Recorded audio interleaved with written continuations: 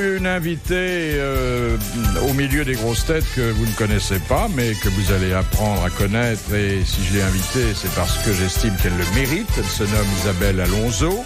Et elle vient de publier « Propos insolents sur nos amis les hommes » avec un sous-titre plus gros que le titre d'ailleurs et qui en dit long sur la préméditation de sa méchanceté. Et encore, je me retiens.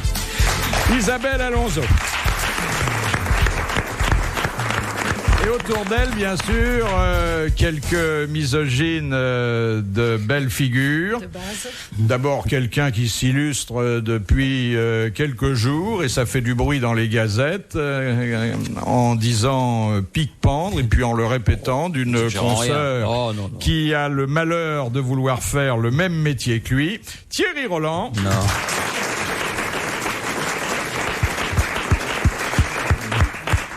Ensuite, un garçon qui est, comme disait Sacha Guitry, contre les femmes, mais tout près, et qui connaît bien son sujet et qui n'arrête pas de rapporter du travail à faire le soir après le dîner. Francis Perrin.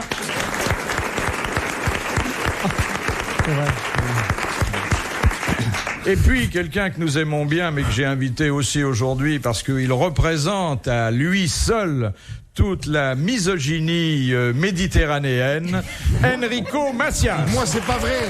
Je revendique, c'est pas vrai. Je vais vous dire, je vous ai dit, j'ai toujours dit, c'est déjà la débandade, hein. J'ai toujours dit que nous sommes tous des frères et des sœurs. Je vous adore à toutes et à tous. Je l'ai dit. J'ai même chanté vous les femmes, vous les femmes, vous les femmes, vous pensez avec le cœur. Vous les femmes, vous embellissez nos heures. Vous les femmes, il fait toute la chanson. Vous donnez tout sans compter. Vous les femmes, voilà. Simplement soyez remerciés. Alors vous n'avez pas intérêt à dire du mal de nous. Non mais n'en fais pas. Et remarquez au passage qu'il s'est fait quelques droits d'auteur. Voilà. Et vous ne croyez pas que quand on chante quelque chose aux femmes, c'est qu'on a peur de leur parler normalement? Moi, je leur chante et je leur parle. Moi, il vaudrait mieux que je leur chante tout court, moi, alors. Madame Robert de Caen, qu'appelle-t-on les semi-cohabitants? Je sais pas, c'est des graines déjà, les semi-cohabitants. Oui, c'est tout ce qu'il y a dans un potager? Non. C'est les morpions.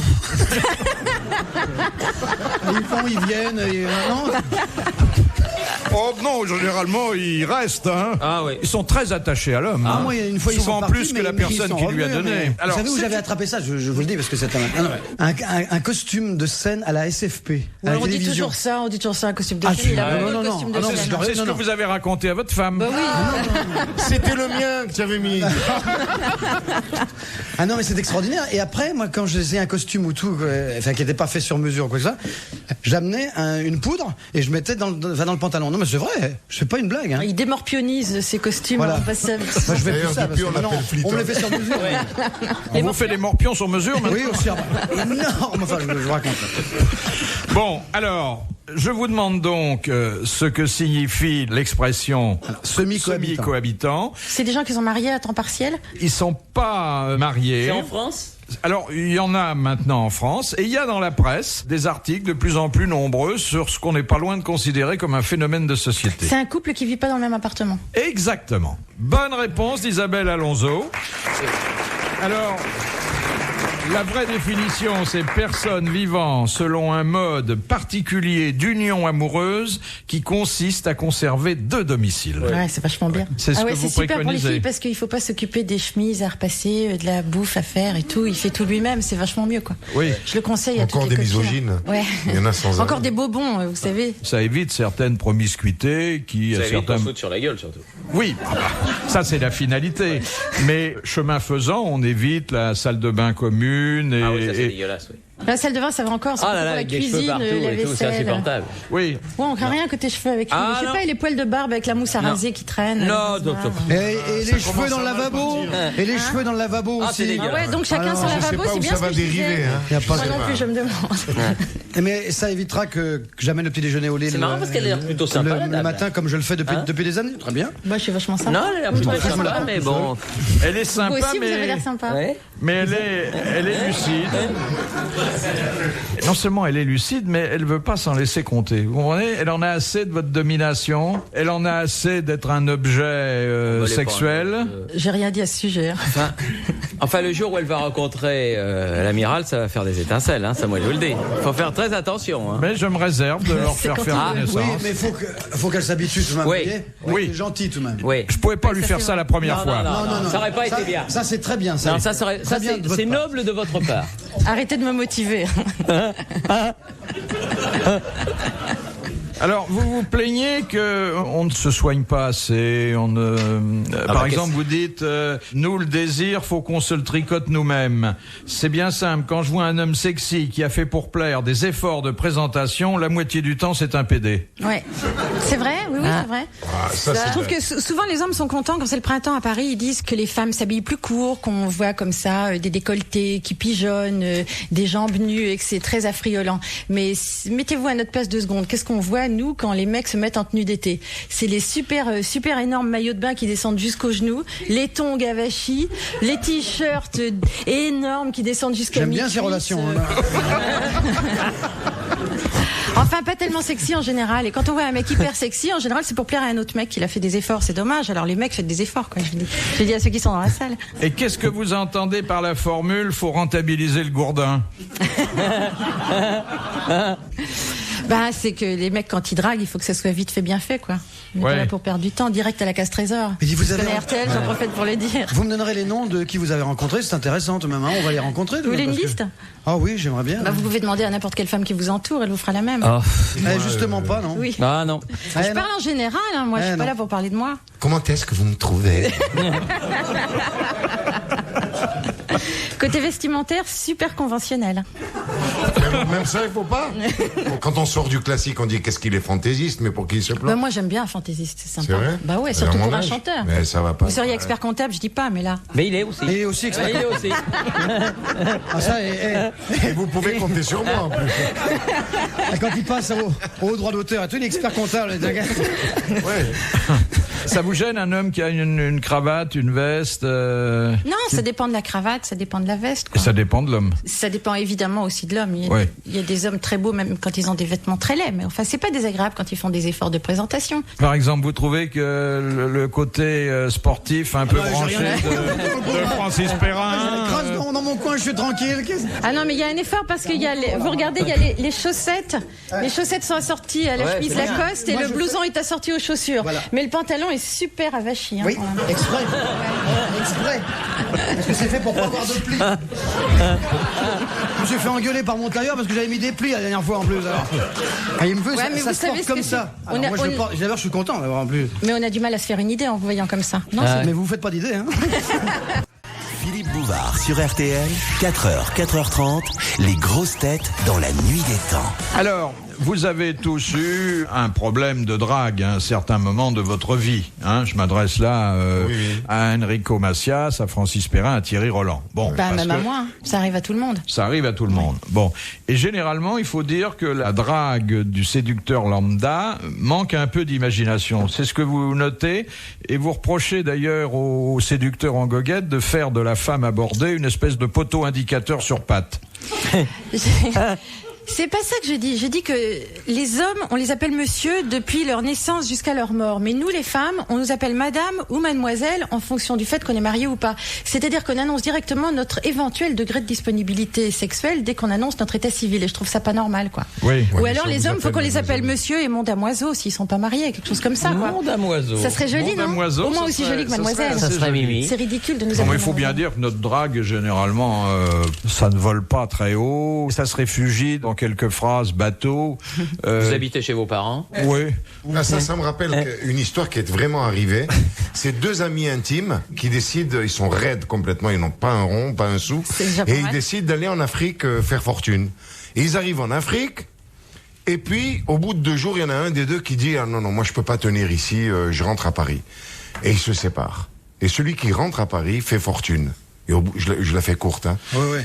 Il fait fortune, il devient très très riche et il fête son 10e milliard. Mais il a le sens de l'amitié, il invite son copain qui est resté dans la jungle, en Afrique. Et il invite, et le type, il arrive dans la soirée, il y avait tous les ministres invités, tout Paris, une soirée super mondaine, tout le monde était en smock et tout, et lui, il arrive avec un short et le casque colonial, comme en Afrique. Alors déjà, ça la fout un peu mal, quoi, ça jette un froid dans la salle.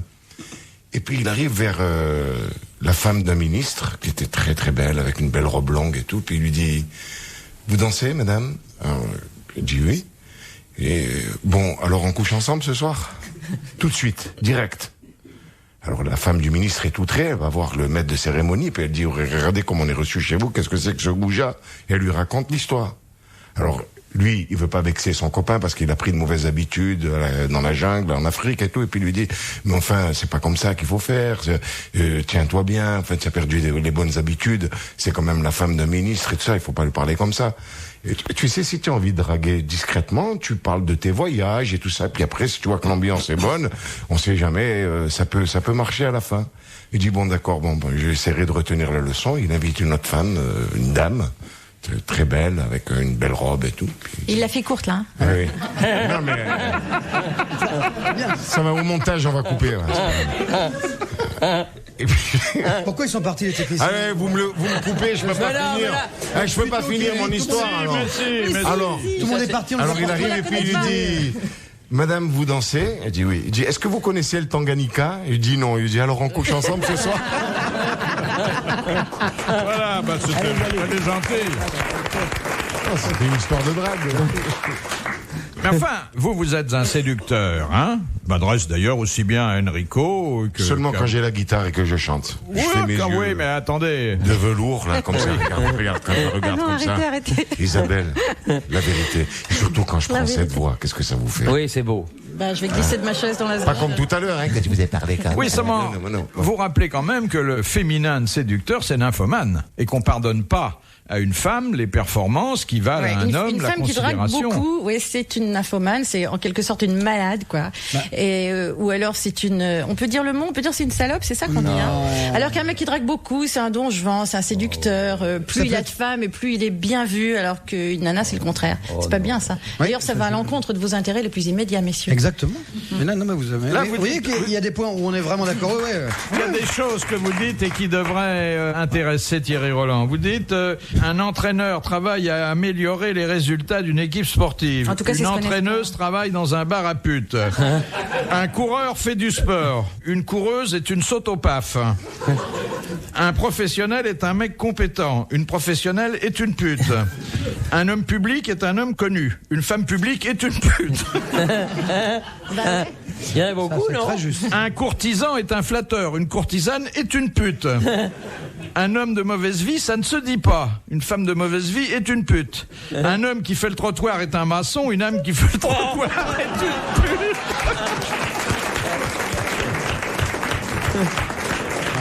Un gagneur est un performant qui gagne et une gagneuse est une pute qui rapporte.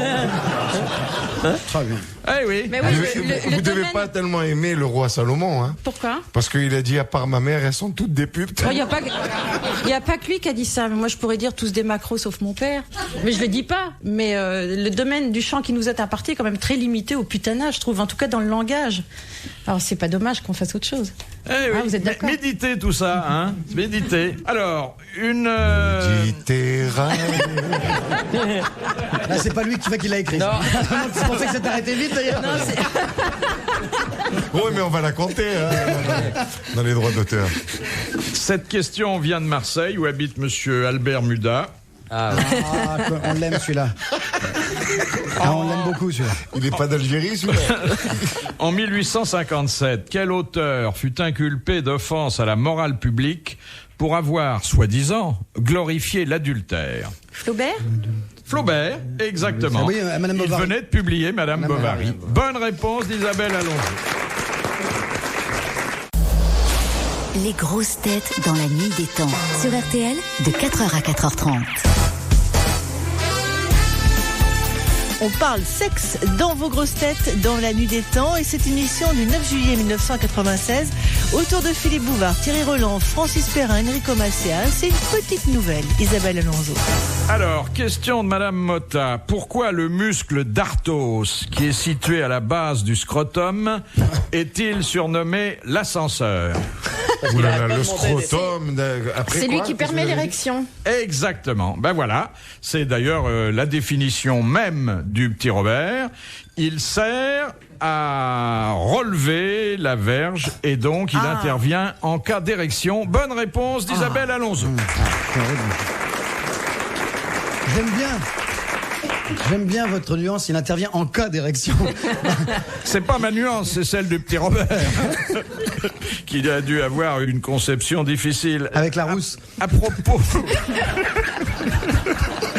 À propos du sexe de l'homme, Madame Alonso, ici présente, remarque l'importance disproportionnée de cet appendice, sinon sur le corps de l'homme, au moins dans sa conversation. Dans sa mentalité aussi, Oui. dans son système de valeurs, oui. Oui. Enfin, il semblerait que la chose ne soit jamais assez grosse pour que les hommes en soient satisfaits. Alors que nous, les femmes, on se contente de choses tout à fait raisonnables.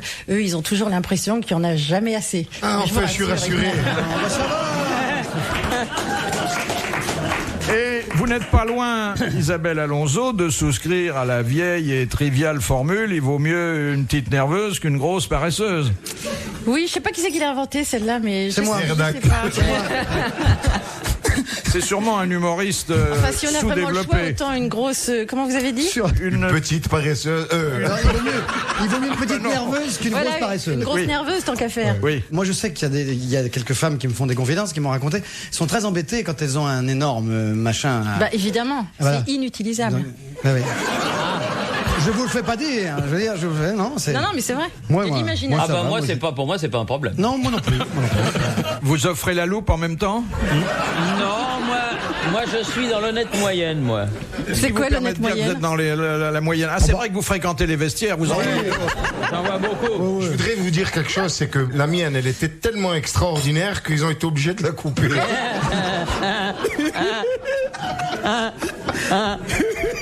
Vous pouvez rire parce que vous la choquez pas du tout. Hein. Non, ce qui est très, c'est ce que vous savez pas, c'est que le bout qu'on a coupé, il me l'a donné. Mais on peut C'est remarquer marche au quand greffe. même, parce qu'il faut quand même que les hommes fassent prévaloir leur point de vue, que si nous avons quelquefois un orgueil mal placé en dessous de la ceinture, vous, avec ce qui vous permet de nous charmer au-dessus de la ceinture, vous faites également une fixation. Bon, la poitrine de la femme, c'est un symbole sexuel que l'on voit beaucoup plus que le symbole sexuel masculin. Ah, on le voit beaucoup plus, c'est vous qui le dites, c'est parce que vous regardez davantage. En ce qui me concerne, je peux dire qu'on le voit pas forcément beaucoup plus. Ah bah attendez, dans les publicités, vous voyez beaucoup Ah, dans plus les de poitrine publicités. Moi, je croyais que dénudée. vous parliez dans le regard des gens. Si c'est dans les publicités, effectivement, mais c'est les hommes qui font la publicité, donc ils s'intéressent de plus près aux poitrines des femmes, ça c'est clair. Oui, mais enfin, on se bat tous avec les armes que la nature nous a données. Ben absolument. Bon, ben on rengaine pour l'instant. Elle devrait tous se faire raboter si elle voulait qu'on la laisse tranquille. Hein bon. Ces mini-jupes et tout ça. Ah ouais, ouais. Oui, mais c'est nous qui sommes des saints de résister à ça. Oui, Oui. c'est ce que je dis. On peut Ouais. très bien. Moi, je suis d'accord avec Philippe. On peut regarder, on peut. Faut pas. On est pas obligé. Quand même, faut pas. Non. Mais des fois, tu te rends même pas compte. Ah bah dis donc. Ça doit être gay. Ça me laisse sans voix. De Monsieur Tabard d'Albert. Pourquoi avait-on institué sous la Rome antique un droit qui permettait au chef de famille d'embrasser sur la bouche toutes les femmes de sa maison? Le droit de cuissage, non? Non. Non, la bouche, sur la bouche, pas non. la cuisse. Alors Est-ce qu'il mettait la langue? le patriarche, le pater familias, bon, regagnait ses pénates le soir venu. Avec la Il y petite avait bonne. là sa femme, ses filles, ses servantes. C'était pour savoir si elles avaient Ces fumé. esclaves. Pas fumé. Si elles avaient mangé de l'ail. Non. Si elles avaient. Si elles Si avaient elles bonne avaient ou mauvaise picolé. haleine. Si elles avaient avaient bu. bu. Exactement. Ah, voilà. C'était, enfin, disait-il, parce que c'était peut-être un alibi pour un Ouais. plaisir un peu plus trouble. Il devait vérifier de très près qu'on ne s'était pas. Et quand il passait devant la vieille, il faisait non, toi, même si tu bois, je m'en fous. Bon, tiens. bah, vous voyez, c'est pas du machisme. Non. Et c'est une bonne réponse d'Enrico Macias. Ce qui est terrible d'ailleurs. Ce qui prouve encore que les hommes avaient le droit de boire et pas les femmes, c'est ça? C'est dégueulasse. Ouais, non, mais Ah ça oui, c'est je suis vrai. d'accord avec vous. Question de Madame Longuet. Qu'est-ce qui permet d'échanger 250 bactéries? Un Un baiser. Un baiser.